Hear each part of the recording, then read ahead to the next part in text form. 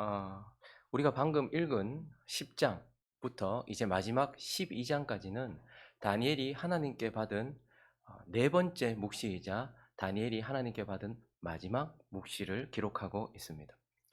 다니엘은 총 네 번의 묵시를 받았는데요. 첫 번째 묵시는 어, 바벨론 제국 벨사살 왕 원년에 받았던 것이고 그것은 7장에 기록되어 있죠. 그리고 두 번째 묵시는요.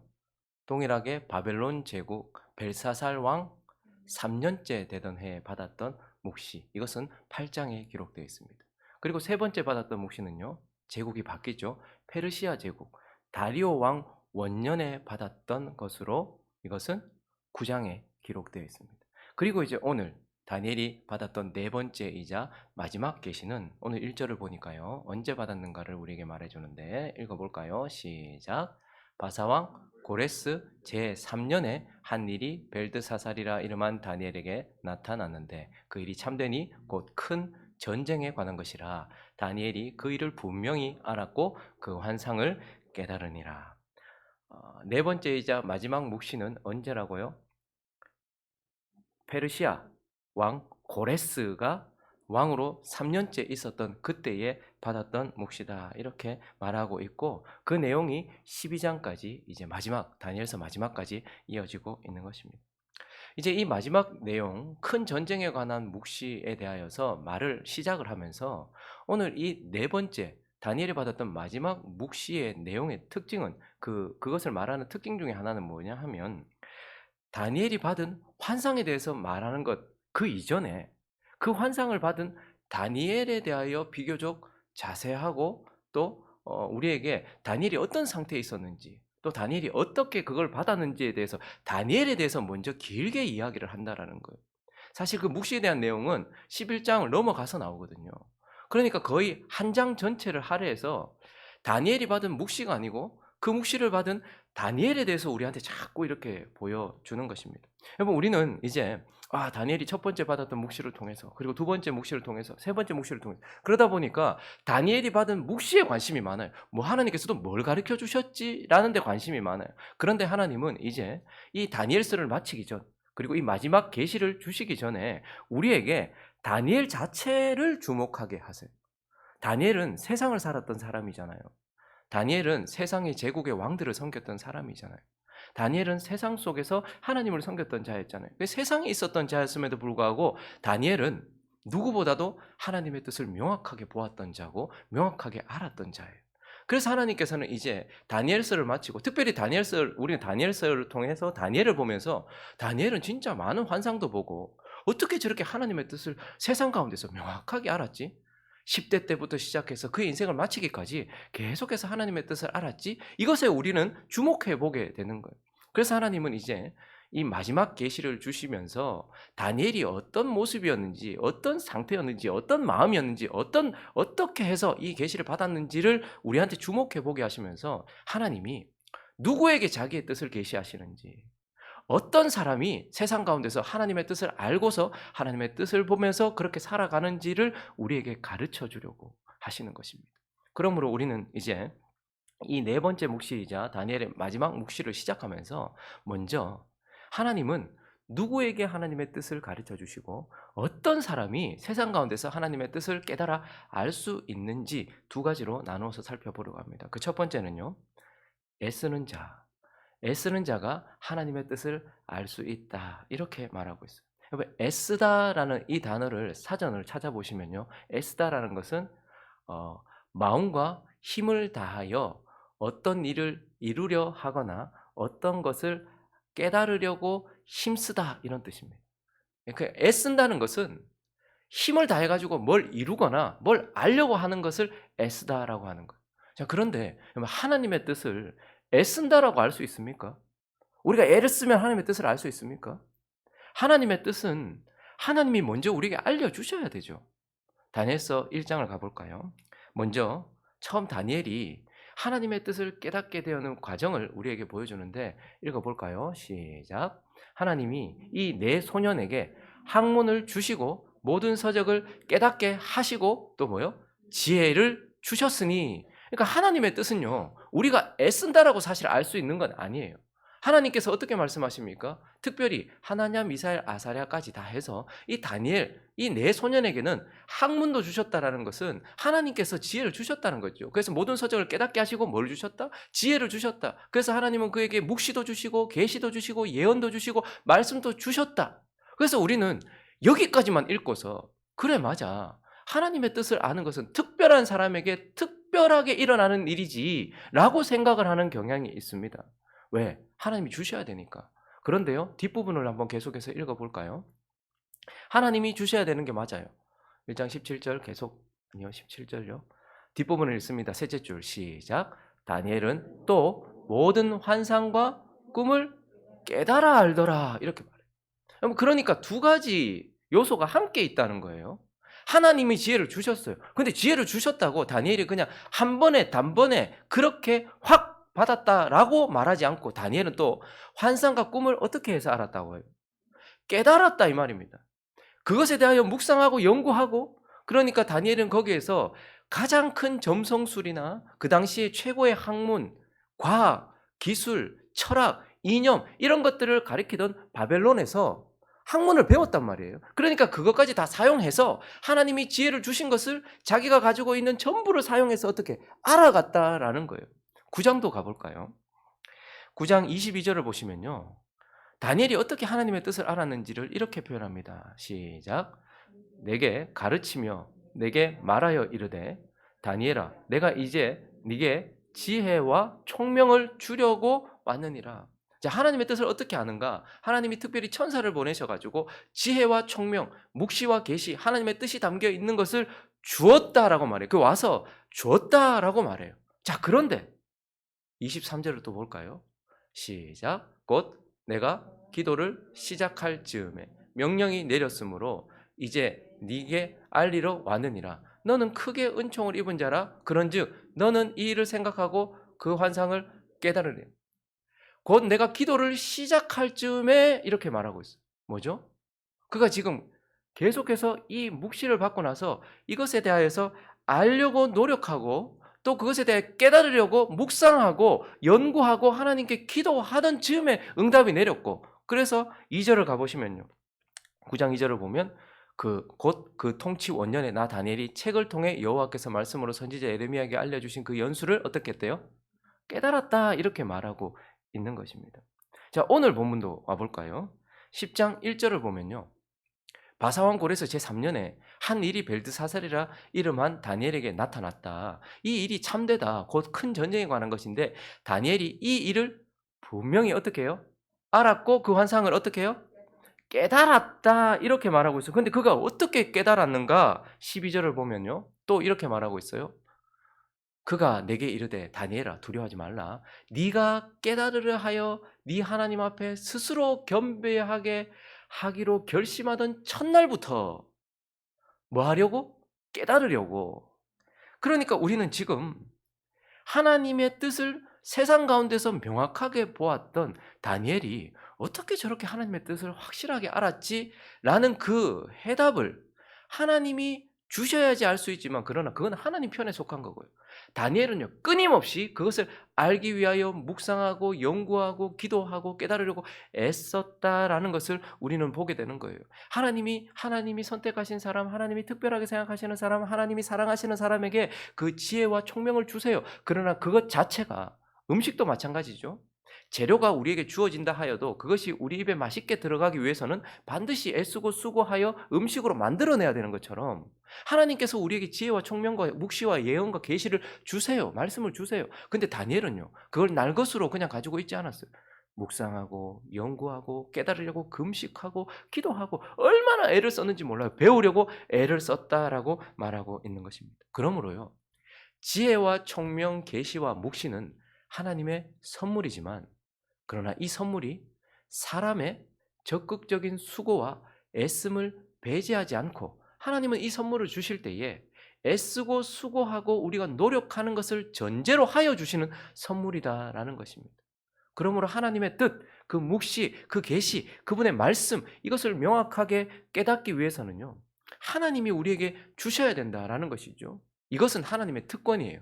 그러나 이것을 연구하고 묵상하고 계속해서 깨달으려고 애쓰는 것은 우리의 책임인 것입니다.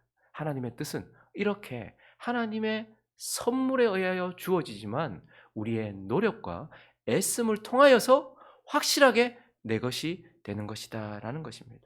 여러분 성경도 마찬가지지 않습니까? 저는 이 성경의 기자들이 다 독특한 성격을 가지고 있잖아요. 마태복음은 마태의 기질과 성향이 드러나고 마가복음은 마가의 기질과 성향이 드러나고 누가복음도 마찬가지고 요한복음도 마찬가지고 다 바울 서신도 그렇잖아요. 근데 누가복음을 먼저 한번 보시면요. 누가는 직업이 뭐죠? 의사잖아요. 그러니까 과학자잖아요. 학문을 하는 사람이잖아요. 그러니까 그분의 특징은 체계적이다라는 거예요. 그죠? 그래서 사도행전도 기록했잖아요. 몇 날 며칠부터 시작해서 어떻게 했는가. 그런데 이 성경은 무엇으로 기록된 것입니까? 모든 성경은 하나님의 감동, 그러니까 영감되었잖아요. 그러니까 특별한 사람에게 하나님이 주셔서 기록된 게 성경이라고 말해요. 그렇지만 그 성경이 누가에게 특별히 영감되어서 누가가 하나님께 받아서 기록했지만 누가복음 1장 1절부터 4절까지를 한번 보면요. 자, 누가복음을 기록하게 된 그의 배경을 말합니다. 우리 중에 이루어진 사실에 대하여 처음부터 목격자와 말씀에 일꾼된 자들이 전하여 준 그대로 내력을 저술하려고 붓을 든 성경을 그러니까 하나님 예수 그리스도에 대해서 내력을 저술하려고 붓을 든 사람이 많았대요. 자, 그런데 이제 누가복음은 성경이 되어서 우리에게 주어졌잖아요. 왜요? 하나님이 특별히 누가에게 영감하셔서 그에게 특별히 간섭하셔서 성경을 기록하게 하셨어요. 자, 그런데 3절 4절 있습니다. 시작.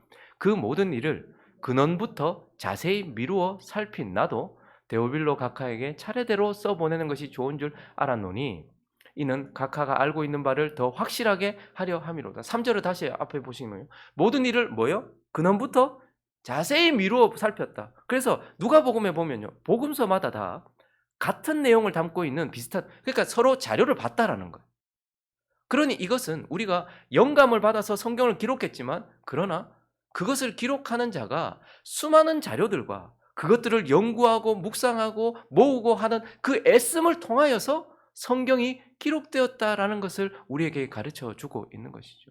하나님의 뜻은 하나님이 우리에게 선물로 주시는 영감하시고 주시는 은혜도 있지만 그것을 우리가 다 연구하고 묵상하는 것까지 포함을 한다라는 겁니다. 여러분 설교도 마찬가지인 것 같아요. 제가 우리 교회 와서 이제 설교를 매일 했잖아요. 그러니까 그 부교육자로 십몇 년을 있었던 시간보다 1년 지나니까 설교를 더 많이 했더라고요. 설교를 정말 많이 했어요. 근데 설교를 준비할 때마다 뭘 깨닫느냐 하면 하나님이 오늘 이 본문을 통해서 뭘 말씀하려고 하시는지 저한테 뜻을 가르쳐 주시지 않으면 설교를 할 수 없다라는 거예요. 여러분 그렇다고 그러면 하루 종일 앉아서 하나님이 이 본문을 가지고 무슨 얘기 하실 겁니까? 계속 기도만 하고 있느냐? 아니에요. 이 본문에 대하여서 연구한 내용들, 서적들, 자료들 그런 것들을 계속해서 파고들고 연구하고 묵상하고 생각해보고 이 사람은 뭐라고 말했는지 저 사람은 뭐라고 말했는지 우리의 믿음의 선배들은 이 본문을 어떻게 해석했고 어떻게 적용했는지 이것들에 대하여 끊임없이 연구하고 묵상하는 것이 함께 가야지 하나님의 뜻을 명확하게 설명할 수 있다라는 거예요.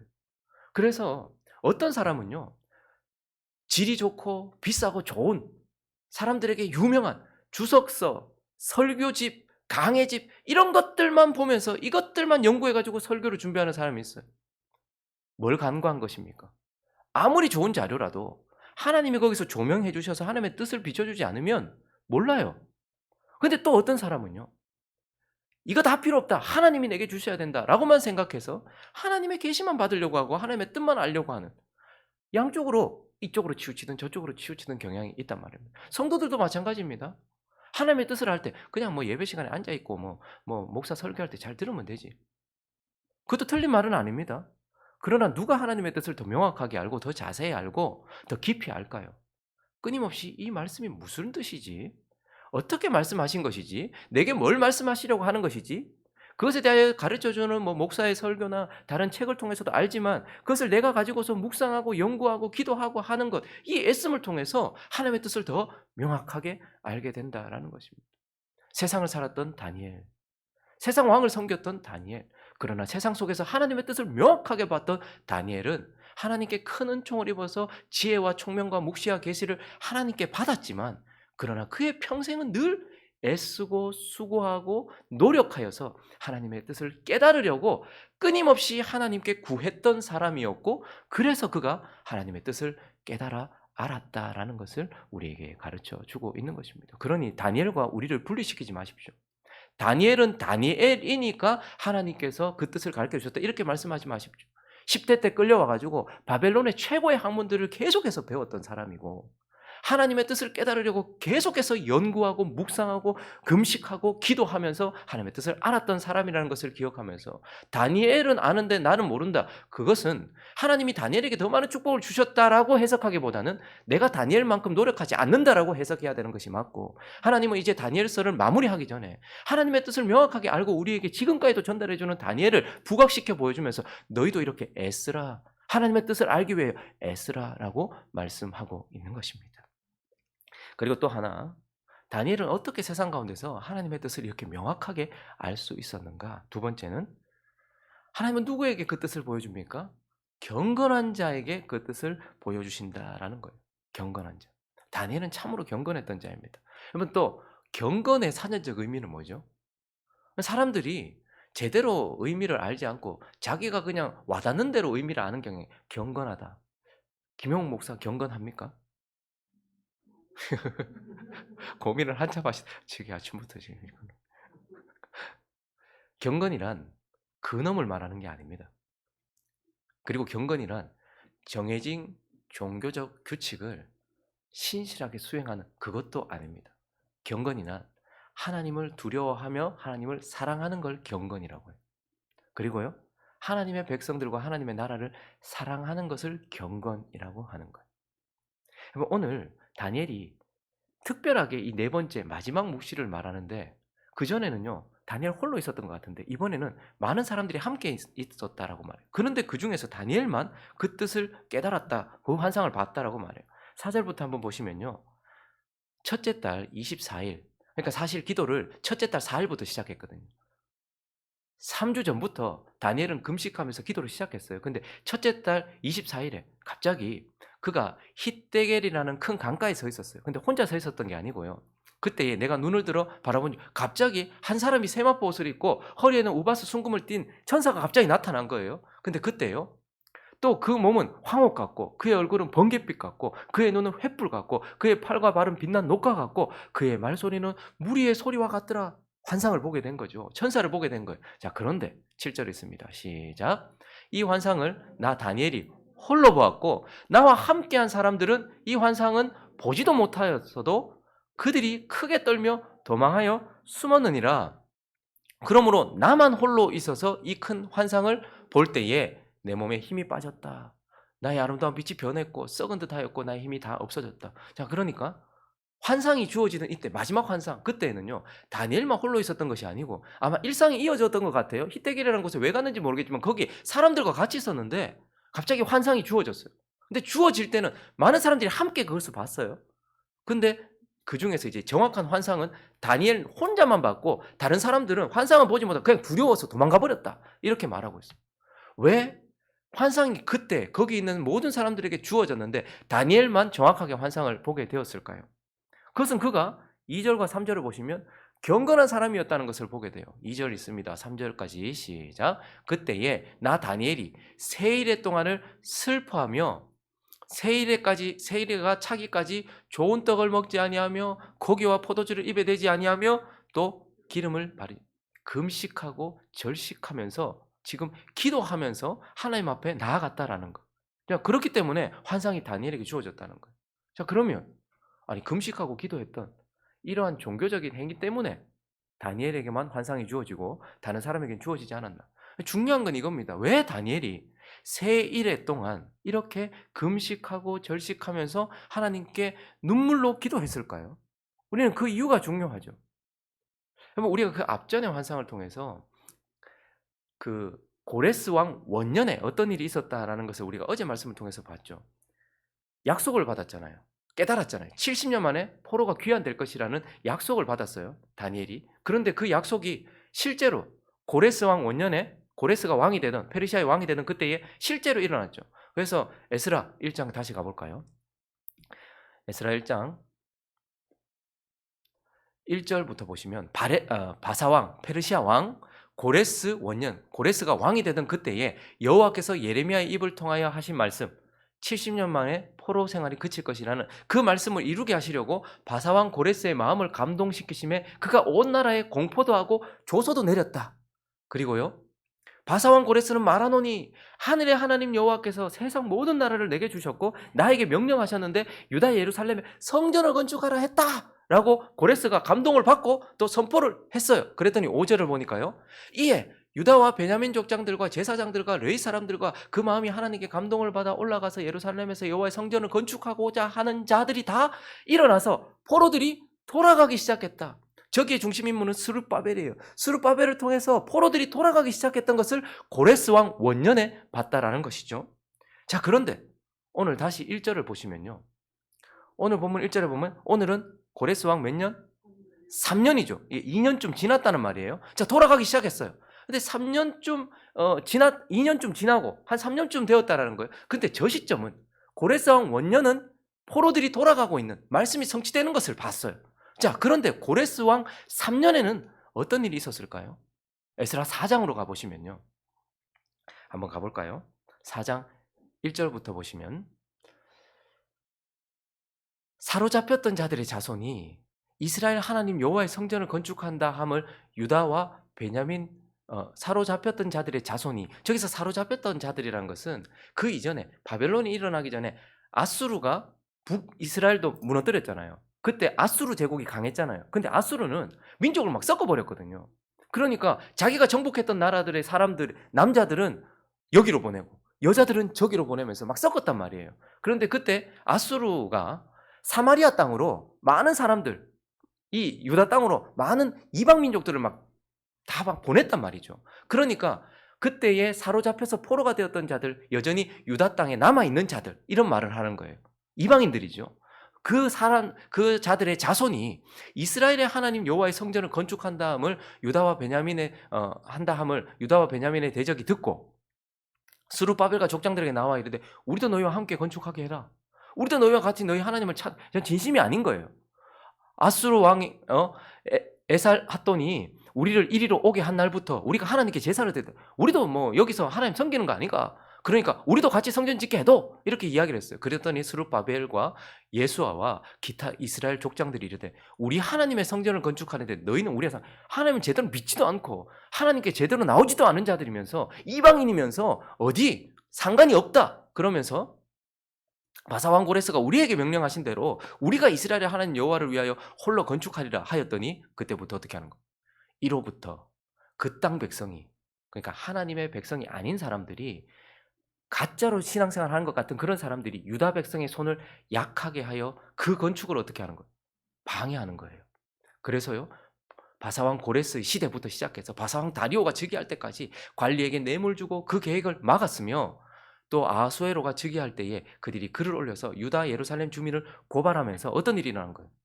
성전 건축을 계속해서 방해하고 있는 거예요. 다니엘은 이제 하나님이 약속이 성취되어서 고레스 왕 원년에 하나님의 백성들이 다시 예루살렘으로 돌아가서 성전을 건축하는 것을 보면서 기뻐했어요. 그런데 시간이 지났는데 이 성전과 예루살렘이 그냥 건축되지 않고 계속 방해를 받고 있는 거예요. 교회가 세워지고 하나님의 뜻이 이루어진 걸 방해하는 세력들이 그것을 막고 있는 거죠. 그것 때문에 다니엘이 어떻게 한 거예요? 그 소식을 듣고 지금 슬퍼하며 금식하면서 하나님의 성전이 지어질 수 있도록 그 방해로부터 우리를 지켜달라고 지금, 그래서 단순히 다니엘은 금식기도 했던 그러한 사람이 아니고 하나님의 나라와 하나님의 백성들을 사랑하고 그들이 당하는 고통 가운데서도 하나님의 전 건축하는 걸 멈추지 않고 하나님의 뜻을 이루게 해달라고 경건한 마음으로 하나님께 기도하고 있었던 자였던 것입니다. 다니엘이 고레스 왕 원년에 70년 만에 포로로 있던 자들이 다 돌아갈 것이라는 말씀을 들었을 때도 금식하고 기도하면서 하나님께 죄 사함을 구했던 것처럼, 그리고 그것이 순조롭게 이루어질 줄 알았는데 방해하는 자들에 의해서 그것이 막혀지니까 다니엘이 또 어떻게 하는 거예요? 금식하고. 여러분, 지금 이 다니엘이요, 나이가 80이 넘었습니다. 세 일해 동안 이런 식으로 금식하다가는 죽을 수도 있어요. 절식하다가는. 근데도요, 또 생명 걸고 자기 백성과 하나님의 나라를 사랑하는 마음으로 경건하게 기도했어요. 그랬더니 하나님이 어떻게 하는 거예요? 또 하나님의 뜻을 그에게만 보여주시는 것을 우리는 보게 됩니다. 말씀을 정리하겠습니다. 여러분 하나님의 뜻을 알고 싶으시죠? 나를 향한 하나님의 뜻, 그리고 앞으로 내 삶의 내일을 향한 하나님의 뜻, 그리고 이 땅을 향한 하나님의 뜻 알고 싶으시잖아요. 그런데요. 다니엘은 그것을 명확하게 봤어요. 왜요? 그가 그 뜻을 알고자 애썼기 때문이에요. 수고했기 때문이에요. 그 뜻을 계속 찾아 구했기 때문이에요. 그리고요. 하나님을 사랑하고 하나님의 나라를 사랑했기 때문에 하나님의 뜻이 그에게 명확하게 주어졌던 것입니다. 마지막으로 잠언 8장 17절을 읽고 마치겠습니다. 읽습니다. 시작. 나를 사랑하는 자들이 나의 사랑을 입으며 나를 간절히 찾는 자가 나를 만날 것이니라. 다니엘은 하나님을 사랑하는 자였고 하나님을 간절히 찾는 자였기에 하나님을 만났고 하나님의 뜻을 깨달았다는 것을 기억하면서 다니엘과 같은 자, 하나님을 사랑하여 그 뜻을 구하는 저와 여러분 되시기를 예수 그리스도의 이름으로 축원합니다.